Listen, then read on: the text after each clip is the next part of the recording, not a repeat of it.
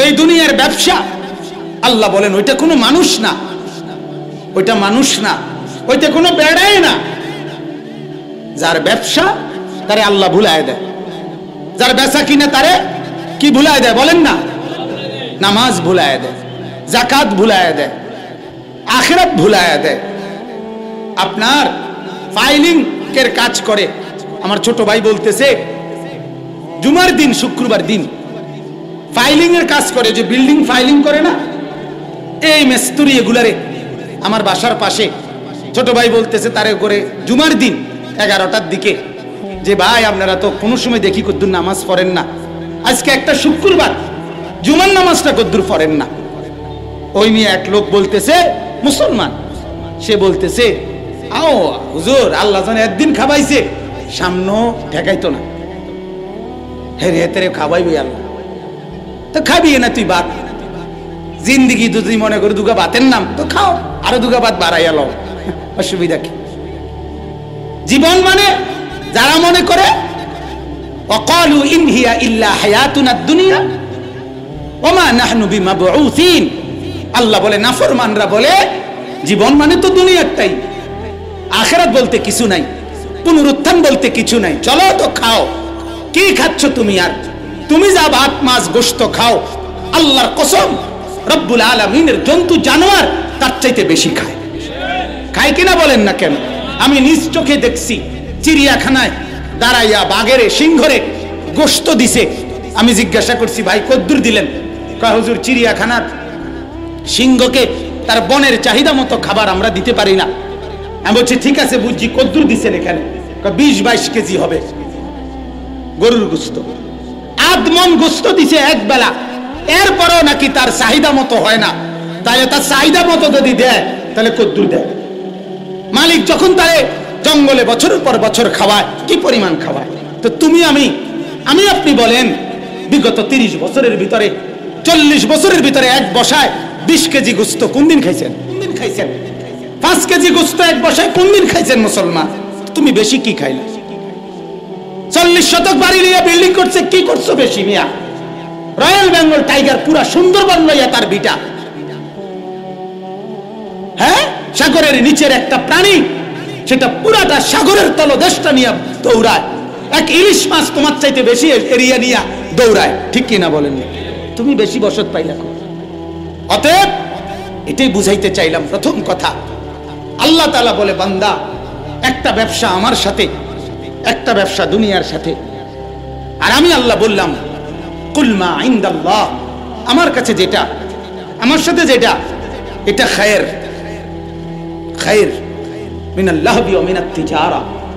তোমার ওই তামসা আর তোমার ওই ব্যবসার চাইতে আমারটা উত্তম। আর আল্লাহ বলেন তুমি মানুষ থাকবা না, তুমি কোনো বেদাই হবা না যদি তোমার ব্যবসা তোমাকে আল্লাহ ভুলায় দেয়।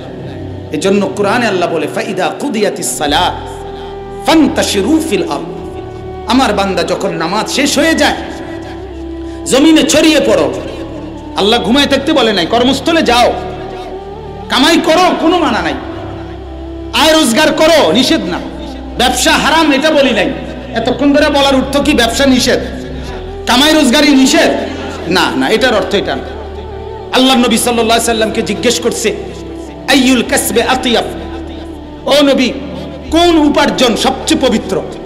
আল্লাহ নবী বলে আমালুর রাজুলি বিয়াদিহি, কোন ব্যক্তি তার হাতে যা কামাই করে, ওয়া কুল্লু বাইইন মাবরুরিন, এবং বৈধ যেই বেচা কিনা করে, হালাল বেচা কিনা, এটা হচ্ছে সর্বোত্তম কামাই। তাহলে নিষেধ করছে? কথা বলে আল্লাহ নবী বলছে আত-তাজিরুস সাদুকুল আমিন মা'আন নাবিয়্যিন ওয়াস সিদ্দিকিন ওয়াস শুহাদা ওয়াস সালিহিন, বিশ্বস্ত সত্যবাদী চরিত্রবান, মিথ্যা বলে না, ধোঁকা দেয় না, এমন ব্যবসায়ী হাসরের ময়দানে নবীদের সাথে, সিদ্দিকের সাথে, শহীদদের সাথে, আউলিয়াদের সাথে থাকবে। তাহলে এখানে অপছন্দ বলছে, কিন্তু মূল মাকসাদ আল্লাহ বলেন ওয়াবতাগু মিন ফাদলিল্লাহ, আমার দেওয়া রিজিক তালাশ করো, কামাই করো। আমার ফজল, রিজিককে ফজল বলে। উপার্জনের এই রিজিক যেটা কামাই করে মানুষ, এটাকে কি বলে আরবিতে? ফজল। ফজল বলেন তো, ফা গ লাম, ফদলুন আর কি, ফদলুল্লাহ, আল্লাহর ফজল। আল্লাহ বলেন নামাজ শেষে জমিন থেকে মসজিদ থেকে বের হও, জমিনে ছড়িয়ে পড়ো, আর আমার দেওয়া রিজিক তালাশ করো, ফাদলিল্লাহ। তবে আল্লাহ বলছে যেখানেই যাও, অটোতে যাও, সিএনজিতে যাও, দোকানে যাও, ব্যবসায় যাও, চাকরিতে যাও, ক্ষেত খামারে যাও, বান্দা যাই করো না, যেখানেই থাকো না, ওয়াযকুরুল্লাহ কাসীরা, আমি আল্লাহকে বেশি বেশি ডাকো, আমাকে সাথে রাখো, আমাকে সাথে রাখো। দস্ত বকার দিল বয়ার, দিল অর্থাৎ হাত কাজে থাকবে তোমার, দিল থার যেন থাকে আমি আল্লাহর সাথে, আমার সাথে রাখো। हम यहां से तुम वहां से दोनों जानिब से इशारा हुआ, যখন তুমি আমাকে ডাকবা আমিও তোমাকে ডাকবো, দুই দিক থেকে ইশারা হবে। বান্দা তুমি বলবা আমি আল্লাহ আপনার উপরে রাজি, আল্লাহ বলবে বান্দা আমিও তোর উপরে রাজি, রাদিয়াতাম মারদিয়া, জব তুইও রাজি আমিও রাজি। हम यहां से तुम वहां से, আমি ওখান থেকে বলবো বান্দা, তুমি জমিন থেকে বলবা আল্লাহ। যখনই বান্দা বলে আল্লাহ, আল্লাহ তাআলা সাথে সাথে বলে লব্বাইক ইয়া আব্দি, বান্দা আমি হাজির, বল কি দরকার বল। বান্দাকে আল্লাহ ডাকে, বলে যিকরুল্লাহি আকবার। কোরআনে আল্লাহ বলে বান্দা তুমি যা আমাকে ডাকো আর আমি যে তোমাকে ডাকি, আল্লাহ বলে আমি তোমাকে ডাকা, তুমি আমাকে ডাকা, আমারটা তোমাকে ডাকা, এটা বেশি বড়, এটা বড়। তোমার ডাকের চাইতে আমার ডাক বড়, ঠিক কি না বলে? হ্যাঁ, তোমারটা চাইতে আমারটা বড়। তুমি যতবার বলবা আমাকে আল্লাহ, আমি ততবার বলবো বলো না বান্দা। এজন্য হাদিসে কুদসির মধ্যে আছে মান শাগালাহু যিকরি আন মাসআলাতি আতাইতুহু আফদালা মিম্মা উতিয়া সাইলিন। আহ কি আজীব কথা মালিকের।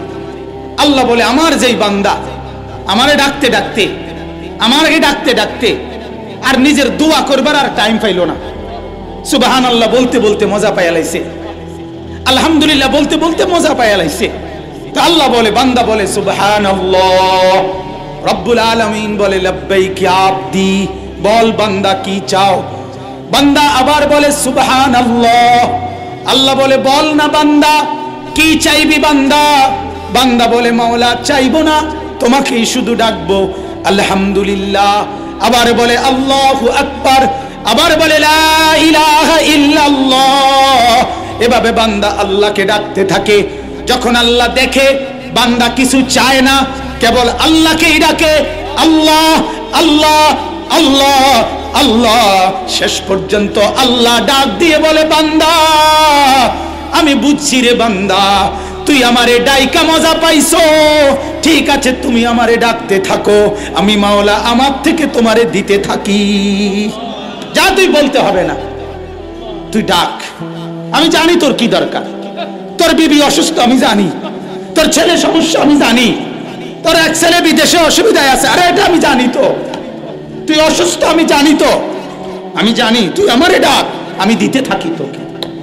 আতাইতুহু আফদালা মিম্মা উতিয়াস সাইলিন। আল্লাহ বলে চেয়ে চেয়ে দোয়া করে করে যে জানিছে, তুই আমারে ডাকতে ডাকতে পাইলি না কইতি আমার কাছে, যা আমি না চাইতে তাদের চাইতে বেশি দেব। ওয়াযকুরুল্লাহ কাসীরা লাআল্লাকুম তুফলিহুন, আল্লাহকে সাথে নিয়ে থাকা। আল্লাহ বলে এটা কইরো বান্দা, তুমি কামাই করো, তুমি ব্যবসা করো, কোনো মানা নাই, কিন্তু আমাকে সাথে রাখো। কাকে বলেন না সবাই? কাকে? আল্লাহকে। আল্লাহকে সাথে রাখো, আমাকে সাথে রাখো, আমি যেন তোমার সঙ্গী হই, আমি যেন সঙ্গী হই। আমাকে ভুলে যেও না, আমাকে আড়াল করে দিও না, তাহলে আমি ইবলিসকে সঙ্গী বানায় দেব। ওয়ামান আরাযা আন যিকরি ফাইন্না লাহু মাঈশাতান দানকা। আল্লাহ তাআলা বলেন ওয়ামান ইয়াশু আন যিকরির রহমান নুকাইয়িদ লাহু শাইতানা। যে আমার জিকির থেকে বিমুখ, আল্লাহ বলে একটা শয়তান আমি তার সঙ্গী বানাই। ফাহুয়া লাহু কারিন, কারিন মানে একারে লাগা থাকে যেতে, ছুঁড়ে না, এরকম একটা শয়তান তার সঙ্গী হয়ে যায়। যে আল্লাহকে ভুলে যায়, যে নামাজের সেজদা করে না, যে আল্লাহকে ডাকে না, তার আর কোনোটাই ভাল লাগে না, সারাক্ষণ গুনাহ করতে চায়। এজন্য যেই যুবকগুলো নামাজ পড়ে না, সারাক্ষণ দেখবেন মোবাইল তার 24 ঘন্টা তারে মদখোর গাঞ্জাখোর এত বড় নেশাখোর না, তেজের মোবাইল খোর। আমি প্রায় বলি এটা, আগে বলতে আসিল মদখোর, গাঁজাখোর, নেশাখোর, বাবাখোর, ফেন্সিখোর, ডাইলখোর, ইয়াবাখোর, আর এখন হলো মোবাইল খোর। হারামি এত শক্ত হারামি, তার চোখ আর কপাল ওঠে না এটার দিকে, একটা বারের জন্য নজরও ওঠে না। সারাক্ষণ এটার ভিতরে, সারাক্ষণ এটার ভিতরে, সারাক্ষণ এটার ভিতরে, রাত নাই, দিন নাই, সকাল নাই, দুপুর নাই। হায় কি পরিমাণ মুসলমান আজকে নওজোয়ানরা, নারীরা, পুরুষরা এটার ভিতরে নেশাগ্রস্ত হয়ে গেছে। নেশাগ্রস্ত, জিন্দেগি ওয়াকফ করে দিছে, জিন্দেগি ওয়াকফ করে দিছে। চেহারা সুরতে মনুষ্যত্বের কোনো চিহ্ন নাই, আল্লাহকে টোটাল ভুলে গেছে। এজন্য বাপ, প্রথম তাহলে কথা কি বুঝলেন যে ব্যবসা দুইটা, একটা কার সাথে, আরেকটা দুনিয়ার ব্যবসা। দুনিয়ার সেই ব্যবসাকে মগ্ন হয়ে কাকে ভুলে না যাওয়া, আল্লাহর সাথে ব্যবসা করতে ভুলে না যাওয়া। এবার চলেন আয়াতের তরজমা শুনেন। আল্লাহ তাআলা বললেন যে আমি তোমাকে একটা ব্যবসার খবর বলতেছি বান্দা, যেটা তুমি করো তাহলে এমন লাভ দেবো যে লাভ শেষ হবে না। যে লাভ কি হবে না বলেন না, শেষ। আল্লাহ তাআলা বলেন সেই ব্যবসাটা হলো 3 জিনিসের ব্যবসা।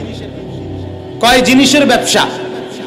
3টা আমল করবা, আমি আল্লাহ বলে দিলাম, বিনিময়ে তোমাকে আমি এমন লাভ দেব যে লাভ কখনোই শেষ হবে না। বলেন আলহামদুলিল্লাহ। কি সেটা? সেই 3টা আমল কি? আল্লাহ তাআলা বলেন বিসমিল্লাহির রহমানির রহিম, ইন্নাল্লাযীনা ইয়াতলুনা কিতাবাল্লাহ। এই 1 নম্বরে, নিশ্চয়ই যারা, আল্লাহ তাআলা বলে আমি আল্লাহর কিতাব কোরআন তেলাওয়াত করবে, যারা নিয়মিত কোরআন পড়বে। 1 নাম্বার নিয়মিত কোরআন তিলাওয়াত, সহজ আমল। 1 নাম্বার কি কোন? সবাই বলেন না, আমি কোরআন তেলাওয়াত বলি নাই, নিয়মিত বলছি। তো এটা বাদ দিলেন কেন? 1 নাম্বার কি বলে? ইয়াতলুনা মুজারের সিগা, এটার মধ্যে হালও বুঝায়, ইস্তিকবালও বুঝায়, এটা দাওয়ামও বুঝায়, ইস্তিমরারও বুঝায়, এটা চলমান। অতএব ইয়াতলুনা বলছে আল্লাহ যে নিয়মিত কোরআন তিলাওয়াত করবে। তাহলে কোরআনুল কারীমের তিলাওয়াত এটা হলো 1 নাম্বার আমল, নিয়মিত করে, নিয়মিত করে। এটা হলো প্রথম আমল। তারপরে আমি একটু ব্যাখ্যা পরে করছি, আগে তরজমাটা শেষ করি। আল্লাহ তাআলা বলে 2 নাম্বার, ওয়া আকামুস সালাহ, এবং যে 5 ওয়াক্ত নামাজ পড়বে।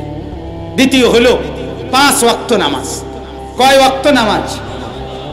3 নাম্বার, ওয়া আনফাকু মিম্মা রাযাকনাহুম সিররান ওয়া আলানিয়া।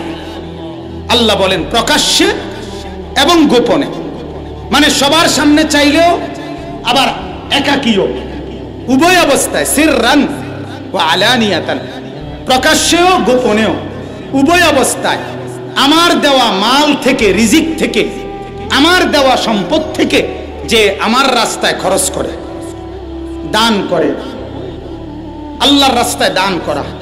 তার কয়টা হলো কোন? 1 নাম্বার কি বলেন? নিয়মিত কোরআন তিলাওয়াত। 2 নাম্বার কি বলেন? 3 নাম্বার কি বলেন? আল্লাহর রাস্তায় কি করা?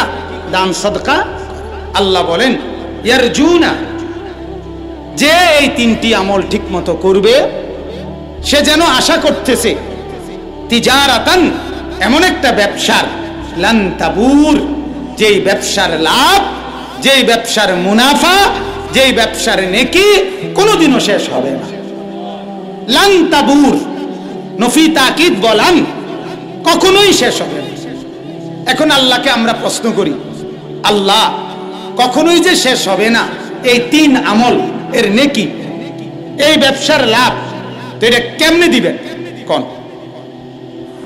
লাভটা কেমনে দিবেন? আগেটা মানুষে কয় না যে আপনি লাভটা কেমনে দিবেন? কম নগদে দিবেন না বাকিতে দিবেন, ভাঙ্গে ভাঙ্গে দিবেন না মাসে মাসে দিবেন? কথা বুঝছেন কি না বলেন? আল্লাহ তাআলা প্রথম বলে বান্দা শোনো, লিওয়াফিয়াহুম উজুরাহুম।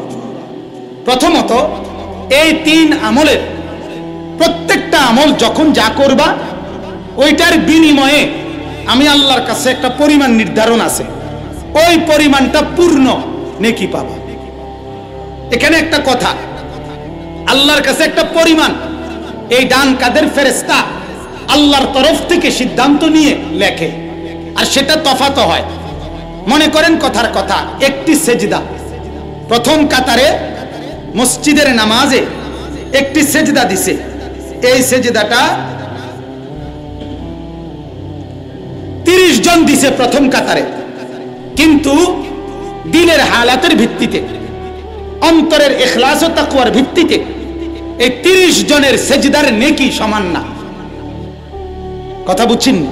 কারো এক সেজদাতে আল্লাহ তাআলা 27টা সেজদার সওয়াব দিবে, কাউকে 500টা সেজদার সওয়াব দিবে, কাউকে 700 সেজদার সওয়াব দিবে, কাউকে 70,000 সেজদার সওয়াব দিবে, কাউকে 7 লক্ষ সেজদার নেকি দিবে, কাউকে 70 লক্ষ সেজদার নেকি দিবে, কাউকে 7 কোটি সেজদার নেকি দিবে, কাউকে 70 লক্ষ 70,000 কোটি সেজদার নেকি দিবে।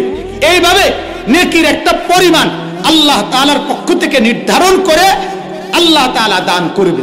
তো আল্লাহ বলে লিওয়াফিয়াহুম উজুরাহুম, তোমার এই 3 আমলের প্রত্যেকটার বিনিময়ে তুমি যেই নেকিটা পাবা ওইটা আমি পূর্ণ তোমাকে দিয়ে দেব।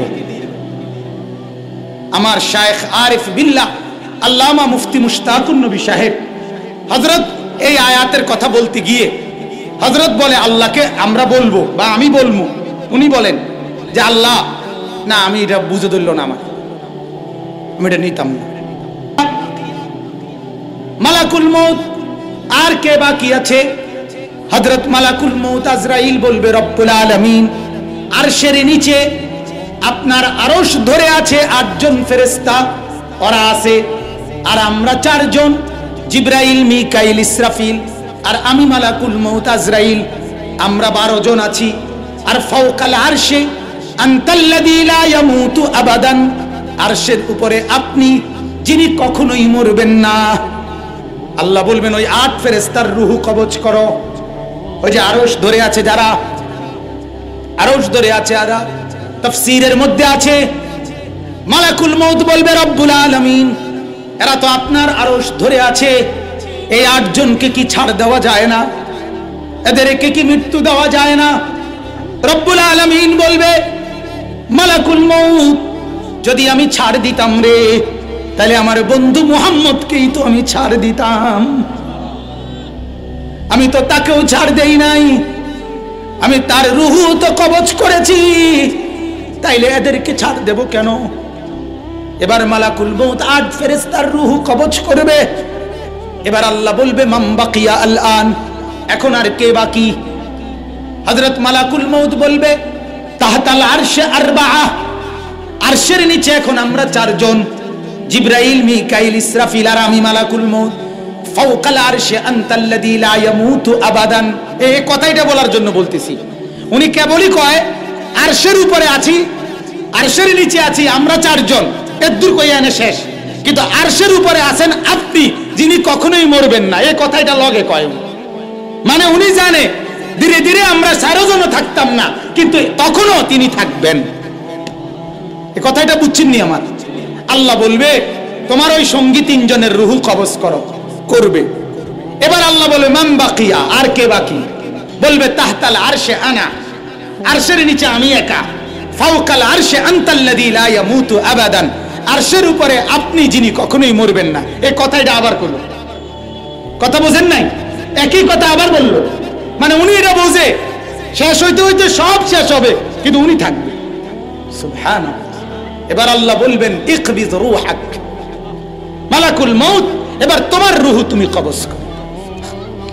আল্লাহর নবী বলেন ফাসাহা সাইহাতান, যখনই মালাকুল মউতকে আল্লাহ বলবে তোমার রূহ কবজ করো, এবার মালাকুল মউত এত জোরে একটা বিকট চিৎকার করবে, চিৎকারে নিজের রূহ কবজের ভয়ে এমন একটা চিৎকার মারবে, এক চিৎকারে আল্লাহর নবী বলেন পৃথিবীর শুরু থেকে ইসরাফিলের ফু পর্যন্ত যত ইনসান, যত মাখলুক সব যদি ওই সময় উপস্থিত থাকতো, জীবিত থাকতো, আল্লাহর নবী বলেন কসম, মালাকুল মউতের ওই এক চিৎকারে সব দম ফাইটা মরে যেত।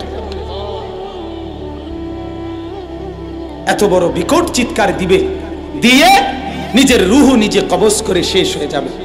এখন মাম বাকিয়া, এখন আর বাকি কে? আরো জোরে বলেন, সবাই বলেন, উঁচু আওয়াজে বলেন আল্লাহ। ওই সময় কিন্তু কইতে পারতেন না, এখন কইয়া রাখি। ওই সময় আল্লাহ জিজ্ঞাসা করবে আর কে আছো বাকি? আল্লাহ বলবে আইনাল মুলুক, এই বাদশারা তোরা কই আয়। আইনাল মুতাকাব্বিরুন, অহংকারীরা তোরা কই আয়। আইনাল জাব্বারুন, প্রতাপ দেখাইতি জমিনে, দেরবিরা আমার জমিনে অহংকার করতি, তুই এই করবি সেই করবি, হ্যাঁ তুই রাতের দিন বানায় লাবি, দিনের রাত বানায় লাবি, তুই দিন থাকতে দিবি না, কোরআন থাকতে দিবি না, আল্লাহর দিন থাকতে দিবি না, অহংকার করতি। আজ তোরা কই আয়, আয়। ফেরাউন তুই কই আয়, নমরুদ তুই কই আয়, সাদ্দাত তুই কই আয়, পৃথিবীর মানুষ তোরা কই আয়। কেউ জবাব দিবে? কথা বলেন না। লিমানিল মুলকুল ইয়াউম, আল্লাহ নিজেই বলবে যে আজ এই পুরা রাজত্বের মালিকানা কার? কইতে কইছেন আপনি আসেননি, কথা কয় না, আপনারা নাই তো, আমরা কেউ আসি।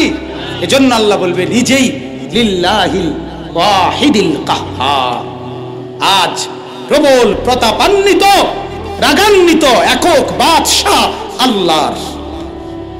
বলেন আলহামদুলিল্লাহ। অতএব আল্লাহ তাআলা বলেন আমি আছি কতক্ষণ, আল্লাহ আছেন সারাক্ষণ। কতক্ষণ বলে না, কতক্ষণ বলেন না। তাহলে নেকি চলবে কতক্ষণ, সওয়াব চলবে কতক্ষণ, লাভ চলবে কতক্ষণ? হ্যাঁ, লিওয়াফিয়াহুম উজুরাহুম। আল্লাহ বলে ফইলা তোমার হিসাবে যে দূর, এর দূর তো তুমি দিলামই, এরপরে আমার দয়া আমার অনুগ্রহ থেকে আমি বাড়াইতে থাকি। ইন্নাহু গফুরুন শাকুর। আল্লাহকে যদি বলি আল্লাহ এত দিবেন কেন, আল্লাহ বলে আমি যে গফুর, আমি যে মাফ করতে পছন্দ করি, আমি তো অপেক্ষায় থাকি কোনো না কোনো সুতায়, আমি তো চাই আমার বান্দাকে মাফ করে দিতে, আমি আটকায় রাখতে চাই না, আমি জাহান্নাম বানাইছি না, দিতে চাই না। কথা বলেন না। আল্লাহ বলেন আমি জাহান্নাম বানাইছি না, বান্দা দিতে তো চাই না।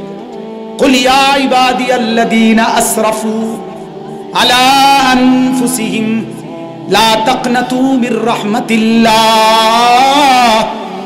রব্বুল আলামিন বলেন বন্ধু জগৎবাসীকে বলে দেন, ও আমার বান্দারা, তামাম জিন্দেগি যদি নাফরমানি করে, আমি আল্লাহর অবাধ্যতা করে যদি শেষ করে ফেলো, এরপরও আমি আল্লাহর রহমত থেকে নিরাশ হইও না। 90 বছরের গুনাহ একত্র করে, 70 বছরের গুনাহ একত্র করে কোন এক রাত গভীরে সেজদায় গিয়ে এক ফোঁটা চোখের পানি ফেলে পিছনের সব গুনাহ ছেড়ে দিয়ে আর করবা না, এই ওয়াদা দিয়ে চোখের পানির এক ফোঁটা ফেলে আমি আল্লাহকে ডাক দাও, আল্লাহ মাওলা আমি নাফরমান, আমাকে মাফ করে দেন মাওলা। 90 বছর আপনাকে ডাকি নাই, কখনো সেজদা করি নাই, কখনো আপনার গোলামি করি নাই। শরীর ছিল মাওলা, যৌবন ছিল মাওলা, ক্ষমতা ছিল, বাজারে ব্যবসা ছিল, কামাই ছিল, রুজি ছিল, স্ত্রী ছিল, সন্তান ছিল, সব থাকাতে তোমাকে ভুলে গেছিলাম মাওলা। আজ সব হারায় ফেলছি, আজ বিবিও পাশে নাই, আজ সন্তানরাও পাশে নাই, আজ ব্যবসা নাই। যদি গুনাহ তোমার হয় সেটাও যদি নিয়ে আসে আমার কাছে আসো, শুধু শিরিক করো নাই, আমার কাছে তওবা করছো। তওবা কি করছো? তওবা 3 জিনিসের নাম। কয় জিনিসের নাম মুসলমান? পূর্বের গুনাহ একদম ছেড়ে দেওয়া, আর করবেন না এই কথার মজবুত ওয়াদা দেওয়া, লজ্জিত অনুতপ্ত হয়ে আল্লাহর কাছে মাফ চাওয়া। এই 3টা একত্র হইলে এটারে বলে তওবা। কয়টা একত্র হইলে? কি বলেন তো? 1 নাম্বার, সবাই বলেন না, পিছনের গুনাহ ছেড়ে দেওয়া, আর সামনে করবেন না ওয়াদা দেওয়া, আর লজ্জিত অনুতপ্ত হয়ে কি চাওয়া? মাফ চাওয়া। মুখে বিড়ি আর এমনি কয় তওবা তওবা তওবা তওবা। তোর এই তওবার উর্ফে তওবা তওবা তওবা। কথা বোঝেন নাই? টেলিভিশনে চা দোকানে টেলিভিশন দেখে আস্তাগফিরুল্লাহ আস্তাগফিরুল্লাহ। আরে মানুষ নাই না, বালা মানুষ নাই। হেবড়া বালা মানুষ, হ্যাঁ আমনে বালা মানুষ। আপনি বইয়া বিড়ি খান আর আস্তা টেলিভিশনে বেড়ি চাইয়া রয়েছেন, আমনে বালা মানুষ। পিছা দিয়ে ফেরেন আমনের বালা মানুষের কপালে। আমনের মতো এই হুয়াদের বালা মানুষ আমরা দরকার নাই, ঠিক কি না বলেন? বিড়ি খাই না বেড় হইতো আপনি কি বালা মানুষ? বালা মানুষ সাধুয়ানে কি রে? বালা হইলে আপনি বিড়ি খান কেন? বালা হইলে কেন টেলিভিশন? কয় না হুজুর খবর শুনি। আমি আর বয়স হয়ে গেছে, অন কি আর গান টান হুন্না কি লাভ? খবর শুনে। কি শুনে? আবার বলে কি শুনে? আমারও তো প্রশ্ন এটা। খবর শুনলে খবর কি চোখিনি শুনে? কথা কন। আরে খবর যে আপনি শুনেন চোখিনি, খবর কেমনে শুনে? তো তাহলে আস্থা বেড়ি চাইয়া রয়েছেন কেন? কথা বলে আপনি না বলে খবর শুনেন, খবর শুনলে চোখে তাকায় রইলেন কেন? নাফরমানি, আল্লাহর অবাধ্যতা কাকে বুঝায়?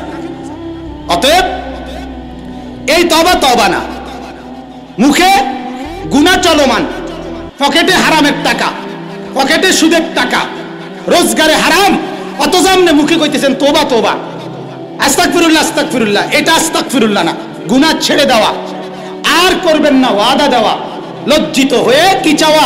মাফ চাওয়া। তিনটা মিললে এটারে বলে তওবা। আমার হযরত আল্লামা মুফতি মুশতাকুর নবী সাহেব উদাহরণ দিয়া বলছে যে চা পাতা, চিনি, ফানি এই তিনটা মিললে হয় চা। ছ আকার চা, এটারে তো কয় চা। আয়ো এটারে কয় চা। ছ আকার চা, এটারে কয় চা। হ্যাঁ এটা ছ আকার চা না। কথা বলেন না কেন? চা কোনটা? চা আকার চা, এটা চা না। চা হইলো চা পাতা, চিনি, ফানি তিনটা মিললে যেটা হয় এটারে কয় চা। কয়টা মিললে? তিনটে। তিনটা মিলাইতে হয়। করাচি হযরত আরিফ বিল্লাহ হযরত মাওলানা শাহ হাকিম মোহাম্মদ আখতার রাহমাতুল্লাহ আলাইহির বয়ানে আমরা পড়ছি, উনি হজের সফরে যাইতেছেন, তো বিমানে প্লেনে উনার সাথে আরেকজন পাকিস্তানি শেঠ, মানে বড় ব্যবসায়ী, সাধারণ মানুষ, উনিও পাশে বসা, হযরতের সাথে একসাথে হজের সঙ্গী, এহরামের কাফর পরা, উনার সাথী।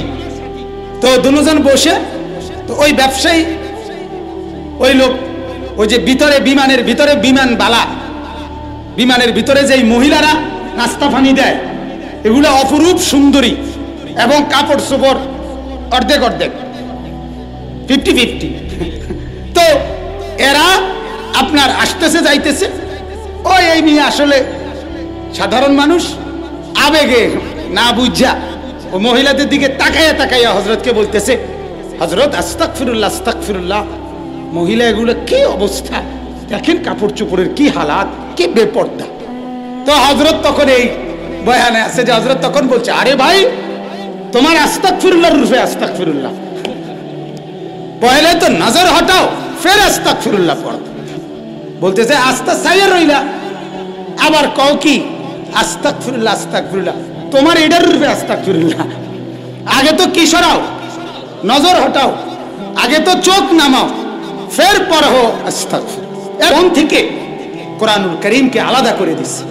বয়স্ক মানুষ, মাঝ বয়সী মানুষ, জেনারেল শিক্ষিত মানুষ, চাকরিজীবী মানুষ, ব্যবসায়ী মানুষ, কোরআন শরীফ না পারা, পড়তে না পারা, এই দুর্বলতা, এই ব্যর্থতাটার জন্য একটু আফসোসও রাখেন, একটু মানসিকভাবে অনুতপ্তও নাই, অনুশোচনাও নাই।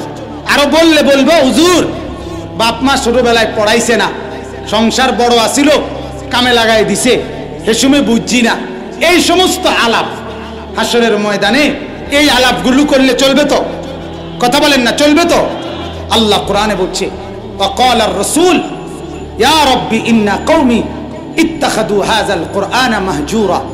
হাসরের দিন আল্লাহ তাআলা বলেন, আমার রাসূল নবী পাক সাল্লাল্লাহু আলাইহি সাল্লাম কিছু লোকের বিরুদ্ধে আল্লাহর কাছে বিচার প্রার্থী হবে, বলবে আয় আল্লাহ ইয়া রাব্বি, এই মানুষগুলো ইন্না কওমি, আমার এই সম্প্রদায়ের লোকগুলো তারা এই কোরআনকে তাদের জীবন থেকে পরিত্যক্ত করে দিছে, আলাদা করে দিছে, আমি এটার বিচার চাই।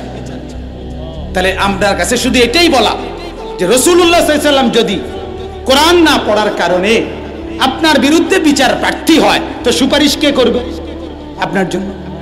হাউজে কাউসারের পানি আপনাকে কে দিবে? যার কাছ থেকে পানি নিবেন তিনি বলবে আমি তো তোর বিরুদ্ধে বিচার প্রার্থী। যার কাছে সুপারিশ চাইবেন তিনি তো বলবে আমি তোমার বিরুদ্ধে বিচার প্রার্থী। তাইলে ইনসাফের সাথে আমার প্রথম দাবি, আপনাদের কাছে অনুরোধ, আমরা প্রত্যেকে আল্লাহর কোরআন পড়ার চেষ্টা করা। বলেন ইনশাআল্লাহ। আল্লাহ তাআলা নবী পাক সাল্লাল্লাহু আলাইহি সাল্লাম এই রবিউল আউয়াল মাসে পৃথিবীতে আসছেন, এই রবিউল আউয়াল মাসে পৃথিবী থেকে ইন্তেকাল করছেন। এই রবিউল আউয়াল মাসে সোমবারে রাসূলুল্লাহ সাল্লাল্লাহু আলাইহি সাল্লাম বলেন পৃথিবী থেকে আসলাম, পৃথিবীর থেকে বিদায় নিলাম, কিন্তু আমাকে আল্লাহ তাআলা কেন আনলেন, পৃথিবীতে পাঠাইলেন কেন? এক নাম্বার দায়িত্ব হলো ইয়াতলু আলাইহিম আয়াতিহি, কোরআনুল কারীমের আয়াত তিলাওয়াত করা, মানুষকে কোরআন শেখানো, মানুষের কাছে কোরআনের আয়াত পৌঁছিয়ে দেওয়া, আল্লাহর কালাম তিলাওয়াত করা। এই ছিল আল্লাহর নবীর প্রথম জিম্মাদারি, প্রথম দায়িত্ব। এটাই তিনি প্রথম করছেন, একাই করছেন। 23 বছরে 24,000 বার জিবরাইল নবীজির উপরে কোরআন নাজিল করছেন, একাই কষ্টটা সহ্য করছেন। 30 পারা কোরআন নিজের সিনার মধ্যে একাই গ্রহণ করে একাই উম্মতের কাছে পৌঁছায় দিয়েছে। এমন না বাংলা ঘন্টা, অঙ্ক, ইংরেজি ঘন্টার মতো 3 সারে মিল্লা ফরাইছে, না, রাসূলুল্লাহ একাই, আবু বকরকে কিছু দেয় নাই, ওমরকে কিছু দেয় নাই, একাই পুরা কোরআন উম্মতের কাছে পৌঁছেছে। ঠিক কি না বলেন? অতএব মেহেরবানি করে প্রথম আবদার, এই কোরআনুল কারীম আমাদের প্রত্যেকের জিন্দেগির মধ্যে, যেই সমস্ত কলেজ পড়ুয়া, ইউনিভার্সিটি পড়ুয়া, স্কুল পড়ুয়া, চাকরিজীবী, ব্যবসায়ী, কুলি মজুর, দিন মজুর, যারাই আছেন, যেখানেই আছেন, প্রত্যেকের কাছে অনুরোধ আল্লাহর কোরআনকে পড়ার জন্য, তিলাওয়াতের জন্য চেষ্টা করা। আল্লাহ তৌফিক দেন, বলেন আমিন। দ্বিতীয় নাম্বার 5 ওয়াক্ত নামাজ। দ্বিতীয় নাম্বার কি? 5 ওয়াক্ত নামাজের হিসাব কেমনে হয় কোন তো? আমার হিসাব হলো জোহর, আসর, মাগরিব, এশা, বিতির, এই না 5 ওয়াক্ত?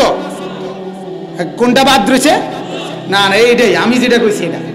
আপনার চিন্তা করে দেখেন, আরেকবার ভাইবা দেখেন, জোহর, আসর, মাগরিব, এশা, বিতির, এই হলো 5 ওয়াক্ত। হ্যাঁ, কোনটা বাদ গেছে? যদি এটা বাদ যায়, এটা বুঝা থাকেন, তাইলে আমাদের সমাজটার মধ্যে প্রতিদিন ফজরের নামাজে এক এক মহল্লায় লক্ষ লক্ষ মুসল্লি, তারা কোথায়? এরা যখন ঘুমায়, তখন এরা যেই ঘরগুলোতে ঘুমায়, ওই ঘরে মুসলমানদের রাত কাটে কেমনে, দিন কাটে কেমনে? বলেন কিভাবে এই জিন্দেগি বানায় নিলাম আমরা আজকে? আমার এই একটাই কথা, লম্বা কথা না, এটাই আমার মূল কথা। আজকে আমরা 40-এর নিচে যাদের বয়স, স্কুল, কলেজ, ইউনিভার্সিটি, চাকরিজীবী, ব্যবসায়ী, কৃষক, ক্ষেত মজুর, দিন মজুর, বিভিন্ন কর্ম করে এরা আজকে নিজের জীবনে এটা ফয়সালা করে ফেলছে যে আমরা ফজরের নামাজ পড়তে হয় না।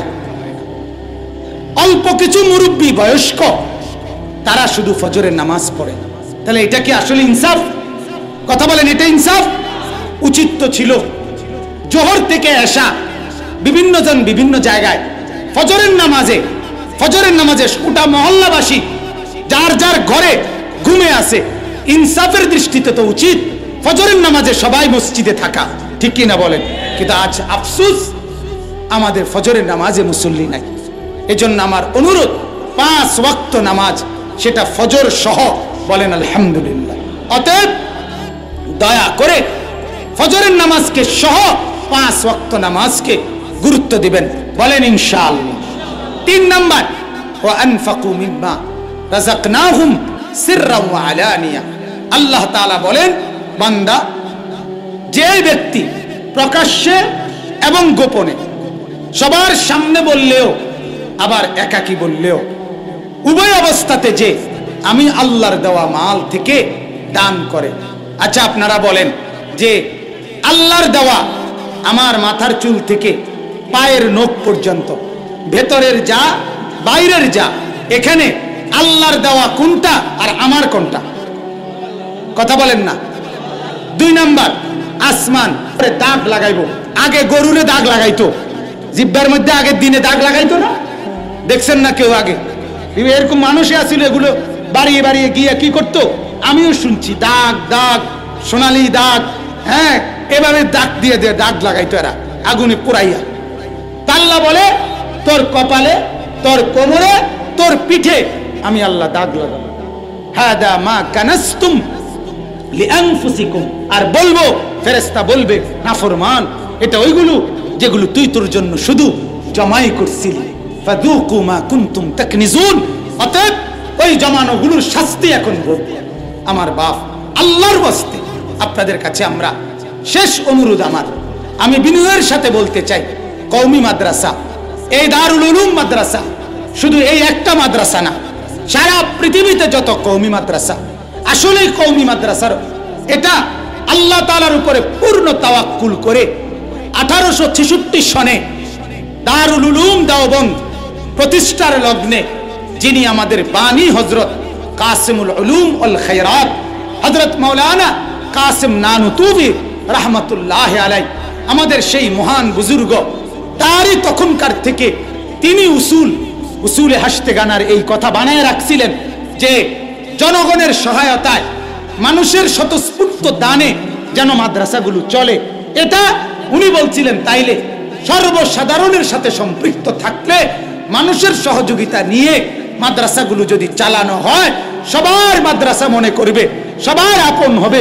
আখিরাতে সবাই, কেউ ছাত্র হয়ে, কেউ শিক্ষক হয়ে, কেউ আপনার কমিটি হয়ে, কেউ দাতা হয়ে, কেউ সহযোগিতা হয়ে, আল্লাহর কসম মাদ্রাসার সাথে যুক্ত হয়ে।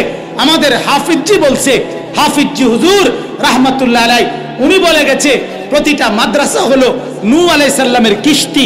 কিস্তি নূহের কিস্তি যেমন পানি ভরা বন্যার পরিবেশ থেকে কিছু মানুষকে মুক্তি দিছে, আল্লাহর কসম মাদ্রাসার সাথে ভাবে জুড়ে থাকলে কিস্তি নূহের মতো জান্নাতি হয়ে যাবে।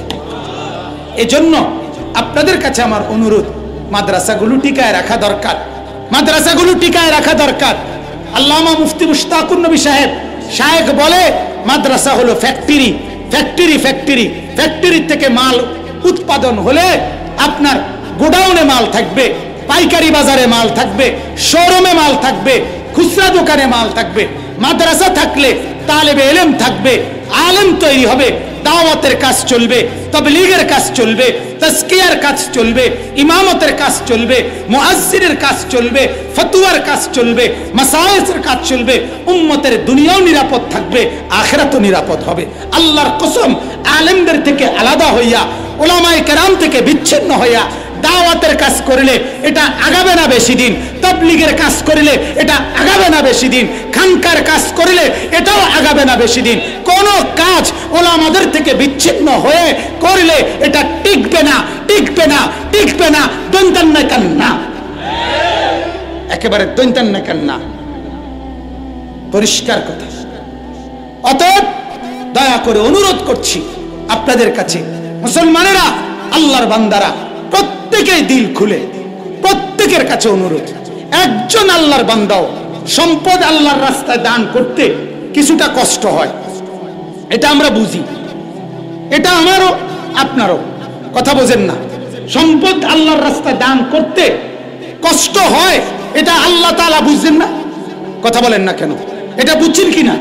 এই কারণে নেকি বলছে এত বেশি, এই কারণে এত বেশি নেকি বলছে আল্লাহ তাআলা বারবার। এটা এতবার নইলে কেন বলল?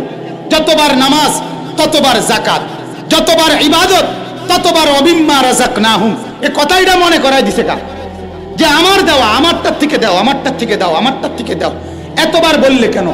রাসূলুল্লাহ বলে, তুমি যেটা দান করবা, হাদিস, এটা হাসরের ময়দানে তোমার মাথার উপরে ছায়া দান করবে। আল্লাহ রাসূল বলছে, তোমার সাদকা তোমার বিপদ মুসিবত দূর করে দিবে।